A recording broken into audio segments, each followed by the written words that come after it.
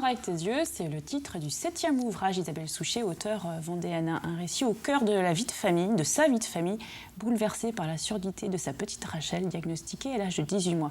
C'est le sujet de notre émission, bienvenue dans l'air de rien.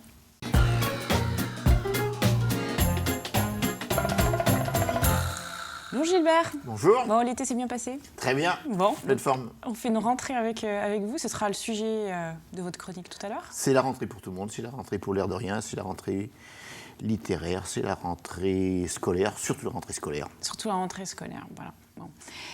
Isabelle Souchet, bonjour. Bonjour. Alors, merci d'avoir accepté notre invitation. Merci de m'avoir invitée. Voilà.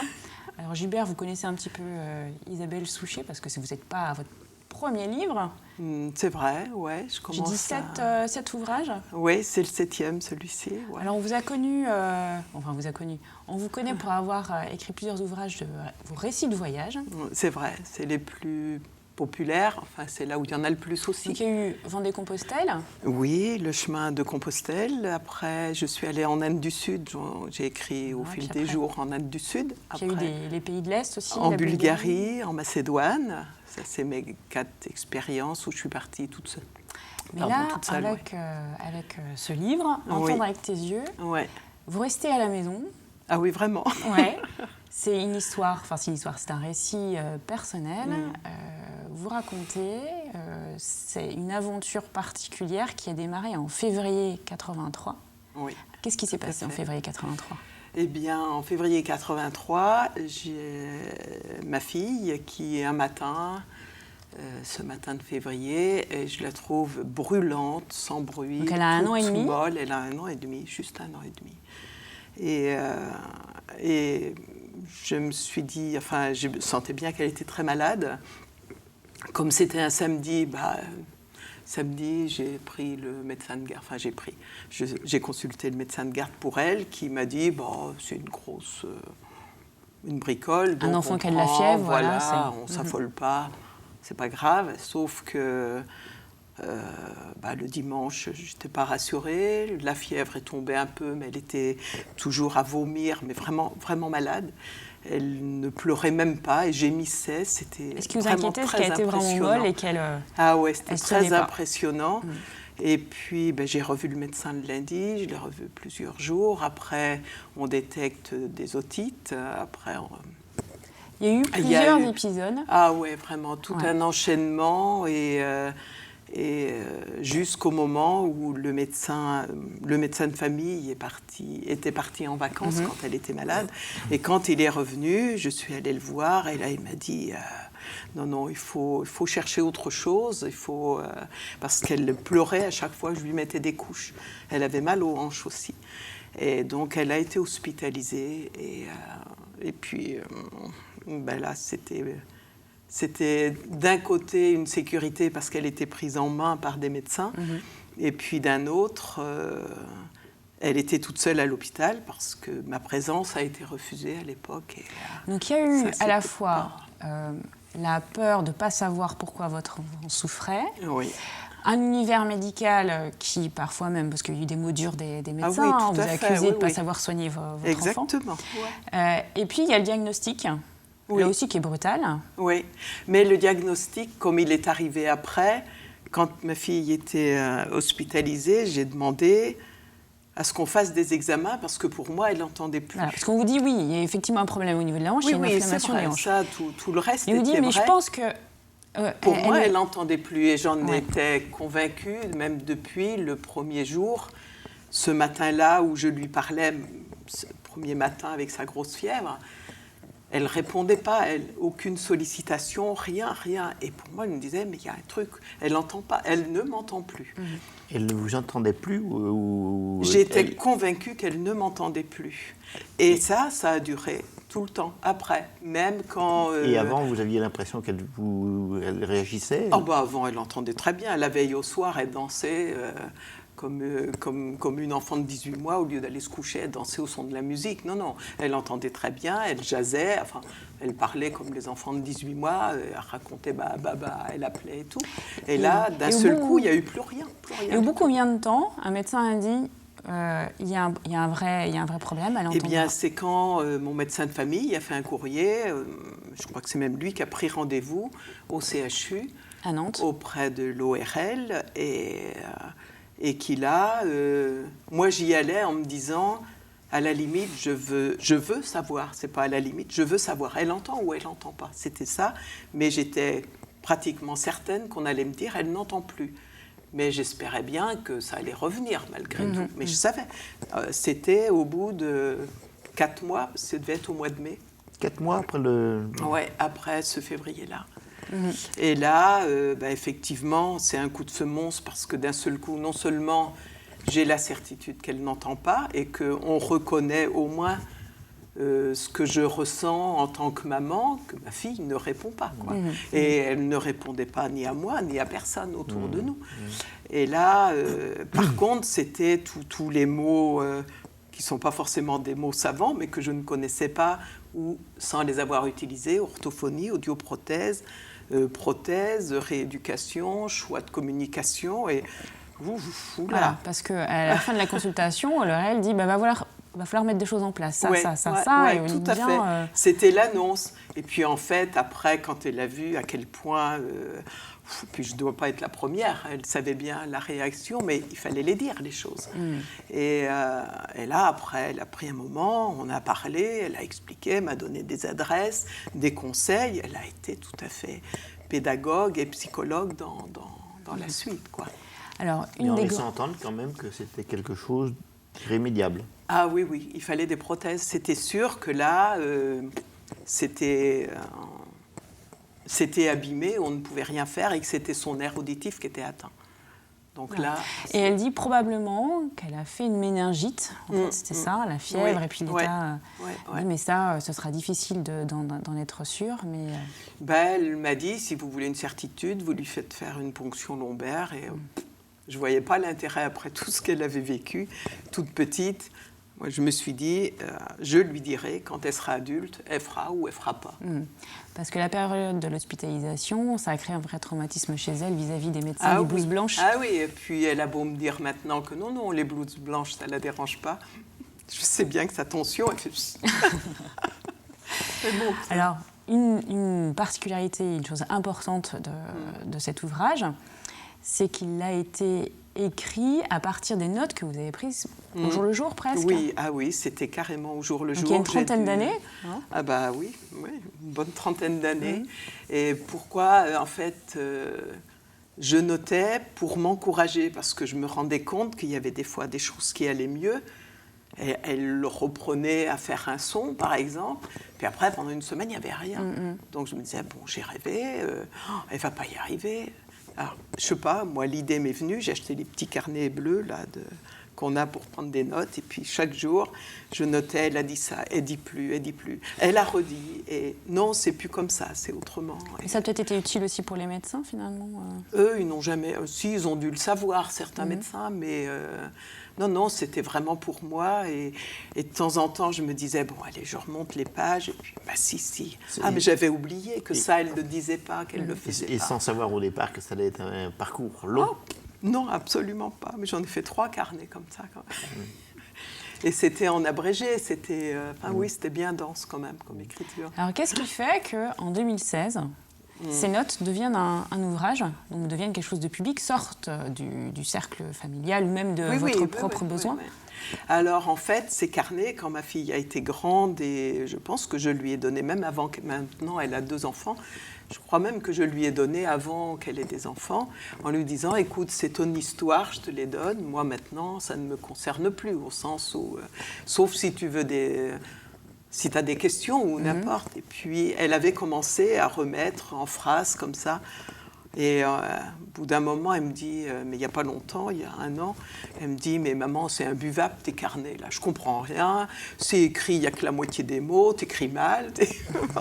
Et puis, tu as fait d'autres livres, alors moi, je voudrais bien que tu me racontes ça sous forme de livre, et je raconterai ça à mes enfants pour qu'ils comprennent que, comment on communique avec maman, comment on fait, quoi. Donc ça a d'abord été une volonté, un souhait de communiquer entre vous, je dirais, dans un premier temps, avant que ce soit une histoire publique. Ah bah oui, absolument. Le premier but, c'était ça. Hein. J'écrivais et après, je me suis dit, bon, je ne vais pas faire un récit au passé comme ça. Donc, je lui ai écrit sous forme de lettres, 5-6 lettres, je crois. Et je lui parle comme quand on écrit à quelqu'un qu'on ne voit pas régulièrement. Et l'objectif était, au tout départ, la demande de Rachel, c'était raconte pour que je lise cette histoire aux enfants. Sauf que maintenant, il me dit, mais je ne peux pas raconter ça, je ne peux pas lire ça à mes enfants. L'aîné a 5 ans, l'autre 2 ans, donc elle ne peut pas lire, même si le contenu n'a rien d'imbuvable. Ce n'est pas de la lecture pour enfants, quoi. Non. Alors on va y revenir parce que ce livre aussi, on va voir la fratrie, hein, la sœur et les frères de Rachel. Elle n'est pas toute seule, Rachel. Ouais. Petite parenthèse avec la rentrée de Gilbert.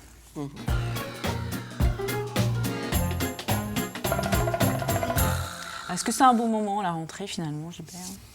C'est un bon moment parce que d'une part, en principe, on a repris des forces et puis on repart avec c'est le principe. un nouveau dynamisme. Voilà. On a fait le plein de vitamines avec le soleil. En tout cas, tout le monde en parle de la rentrée. La rentrée, c'est au sens large. C'est la rentrée politique. On en parle encore après. C'est la rentrée littéraire. C'est la rentrée d'un acteur qui revient sur scène. C'est la rentrée. C'est toutes les activités personnelles. Toutes les activités personnelles, associatives, etc. C'est effectivement dans l'année civile, c'est quand même un moment fort. Comme les vacances sont un moment fort, le redépart, la rentrée, c'est quelque chose. Mais bon, la rentrée, on en parle surtout sur le plan scolaire. C'est peut-être ce qui domine peut-être l'actualité fin août, début septembre. Mais la rentrée, on en parlait, je dirais, bien avant que le phénomène scolaire ait autant d'importance. Même autrefois, on parlait de la rentrée des récoltes, la rentrée des foins. Ah oui. Il y a plein d'expressions autour de la rentrée. J'en ai relevé quelques-unes. Rentrer dans son sujet, rentrer en grâce, rentrer sous terre, rentrer dans ses droits, rentrer dans l'ordre, rentrer dans son foyer ou dans ses meubles, rentrer en contact ou en correspondance, rentrer dans un vilain jeu. Il y a plein d'expressions autour du redémarrage. Voilà. Alors, bon, c'est vrai, on va revenir un petit peu à la rentrée scolaire parce que c'est quand même ça ce qui ça qui conditionne marque. Pas mal de choses. Ça conditionne un petit peu tout parce que ça a des incidences sur le travail, ça a des incidences sur la vie associative. Les enfants, c'est non seulement la rentrée scolaire, mais c'est aussi des activités qu'ils ont. Il y a plein de choses qui tournent sur la autour circulation aussi. Voilà. Oui. Alors, en Vendée, on va pas parce que tous les médias en ont parlé, on ne va pas en épiloguer très longtemps là-dessus, mais c'est quand même quelque chose comme plus de 140 000 enfants ou jeunes qui reprennent le chemin de l'école ou du collège ou du lycée.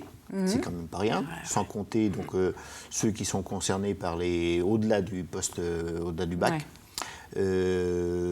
Comme phénomène, je dirais, marquant en dehors des écoles qui, de temps en temps, qui ferment, de temps en temps, qui ouvrent, selon la démographie locale. On peut noter en particulier l'ouverture du collège de la Motte-à-Char. Au Sable d'Olonne, le véritable démarrage d'une sorte de faculté. Tourisme, voilà. On ne sait plus. Je ne sais plus. Enfin, post-baccalauréat, on va dire. Voilà. Et puis, sur le plan national, mais là aussi, je ne vais pas entrer dans le détail, il y a un certain nombre de mesures nouvelles. Oui, on a cru comprendre qu'il y avait des... oui. Il y a des réformes. La réforme des collèges, l'accompagnement en 6e, un accompagnement personnalisé. Une deuxième langue vivante à partir de la 5e. Donc il y a un certain nombre d'évolutions. Et puis peut-être ce qui marque peut-être tout le monde, c'est le phénomène d'insécurité avec les attentats qui fait que, bon, même si c'est relativement discret dans un certain nombre de communes rurales, il n'empêche qu'il y a quand même une présence plus soutenue, une vigilance des forces de l'ordre, de gendarmerie, de police, auprès des écoles et puis des patrouilles qui se manifestent de temps à autre. Ce n'est pas des sujets qu'on a l'habitude d'aborder quand on parlait de rentrée scolaire. C'est quand même un phénomène, je dirais, nouveau.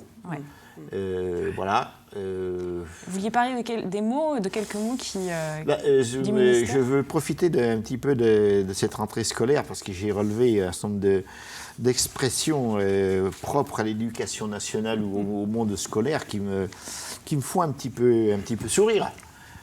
Par exemple, parce qu'on prend de plus en plus de précautions dans les mots. Ouais. Donc on arrive à des constructions un peu bizarres. Par exemple, demain, l'élève n'apprendra plus à écrire, mais à maîtriser le geste graphomoteur et automatiser progressivement le tracé normé des lettres. C'est bien dit. Hein. Ah ouais. C'est fait pour être compris. Je ne sais pas si vous avez compris au bout du compte. Ils vont tous être littéraires. Alors, je continue. Hein, on ne parle plus de dictée, mais de vigilance orthographique. C'est pas mal aussi. Alors, si un élève a un problème, on tentera une remédiation. Alors, c'est vrai sur des certain nombre de disciplines, mais on peut élargir ça au domaine de l'éducation physique et sportive, où on dit que courir, on dit plus courir, on dit créer de la vitesse. Oh non, mais ça c'est... Et puis alors, c'est vrai, Gilbert. Oui, mais c'est vrai. Ah d'accord. C'est même sauf même qu'on peut courir plus ou moins vite. Hein. Oui, c'est vrai, créer de la vitesse. Hein. Mais alors le pompon, je trouve, c'est nager en piscine. Parce que nager en piscine, c'est se déplacer dans un milieu aquatique profond, standardisé, et traverser l'eau en équilibre horizontal par immersion prolongée de la tête. Mais on a le temps de se noyer en faisant la définition. Ou quelqu'un qui a peur de l'eau, je ne suis pas sûre que ça lui donne envie. Hein. Ouais. Et vous pratiquez le badminton? Non. Ça fait très longtemps. Ouais. Ouais. Eh ben, je ne sais pas comment on disait quand vous en pratiquiez, mais là, maintenant, c'est une activité duel médiée par un volant.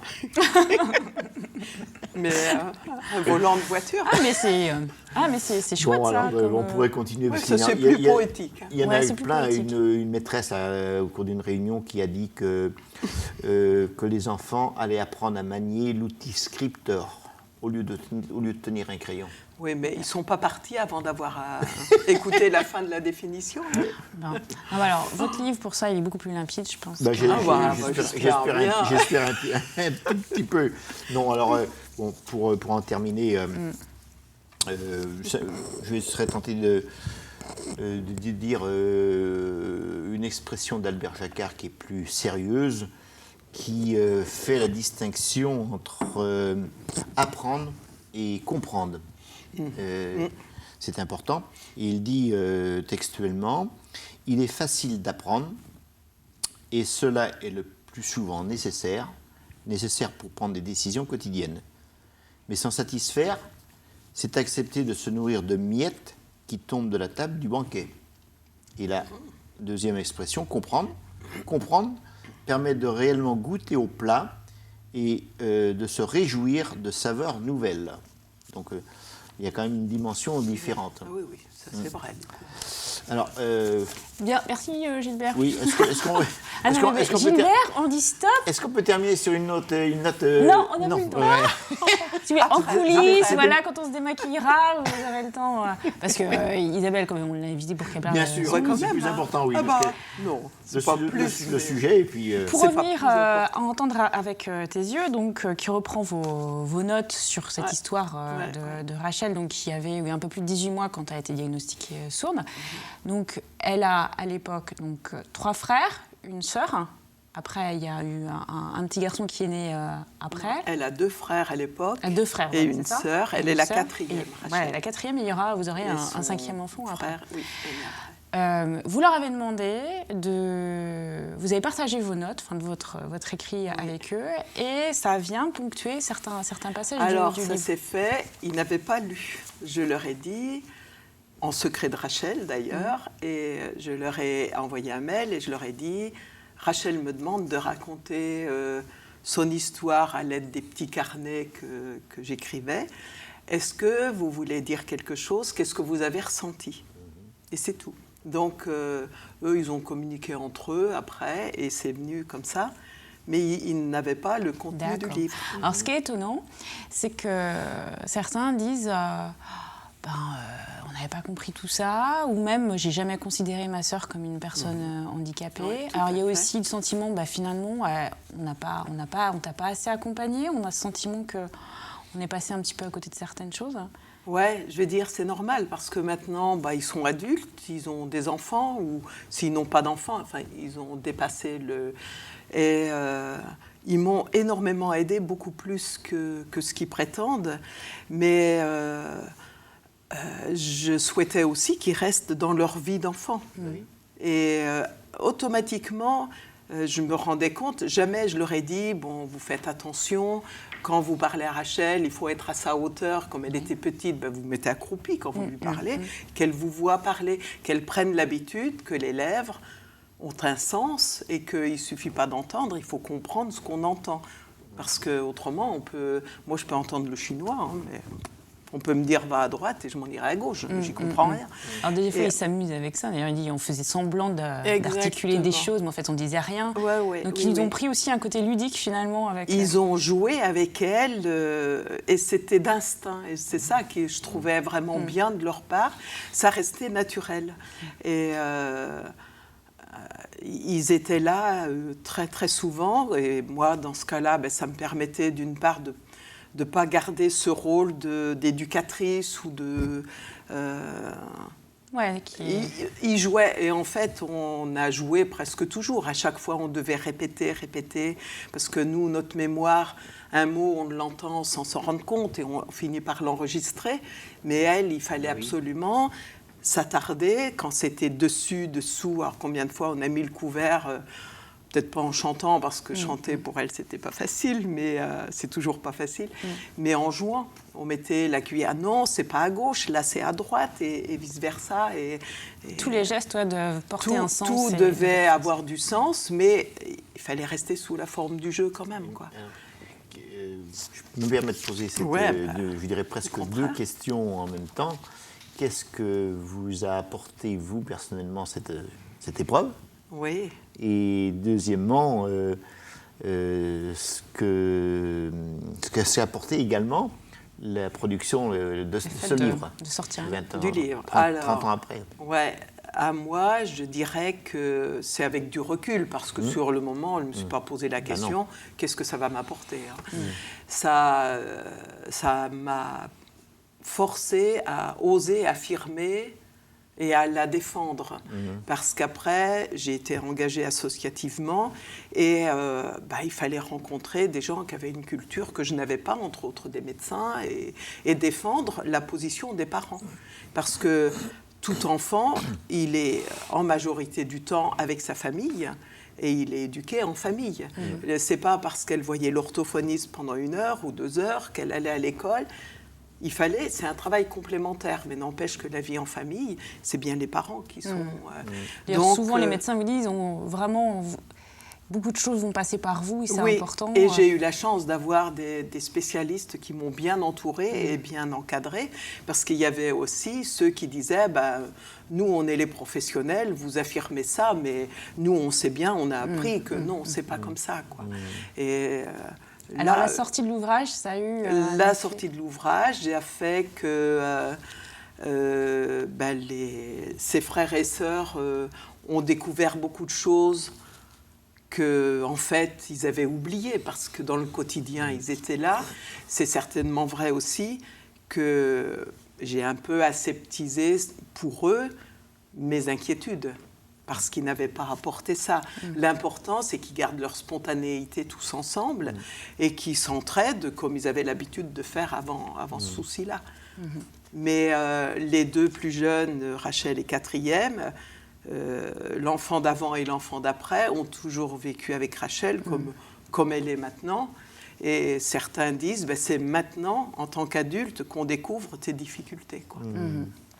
En tout cas, c'est un livre qui n'est pas triste, qui est fait... non, j'espère bien. Voilà, on sent qu'il y a des choses qui sont compliquées, il faut de l'énergie. Vous insistez aussi sur le fait que ce n'est pas un livre de conseils pour les parents. Surtout pas. Et qui doit donner confiance. Voilà, c'est une expérience parmi toutes les autres. Chaque enfant est unique, chaque parent, chaque maman, parce que je l'ai écrit en mon nom, Je fais attention au micro. Et le vécu avec les professionnels peut être différent et plein de choses. Oui, maintenant, il ne faut surtout pas se comparer, c'est juste un encouragement. Mais c'est à la fois une expérience un peu unique, mais qui peut, même si ça n'a pas vocation pour servir, c'est quand même une expérience qui peut... En fait, j'aimerais que...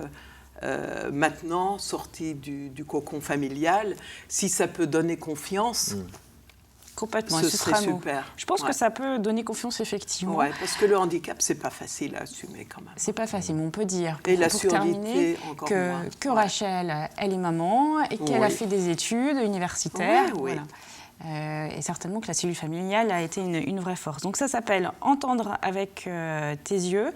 On indique vos coordonnées parce que c'est le plus simple pour se procurer l'ouvrage pour le moment. Mais peut-être qu'à la suite de cette émission, tous les libraires vont... tous les libraires vont m'inviter et puis le demander. Il est en vente sur Price Minister actuellement. Et puis les libraires, il y en a beaucoup qui me connaissent. Et il y a des dédicaces prochainement, c'est pareil, on les inscrit. Merci à tous les deux. Et merci puis bonne route à vous avec cet ouvrage et les prochains. Merci Gilbert et on se retrouve la semaine prochaine. Okay.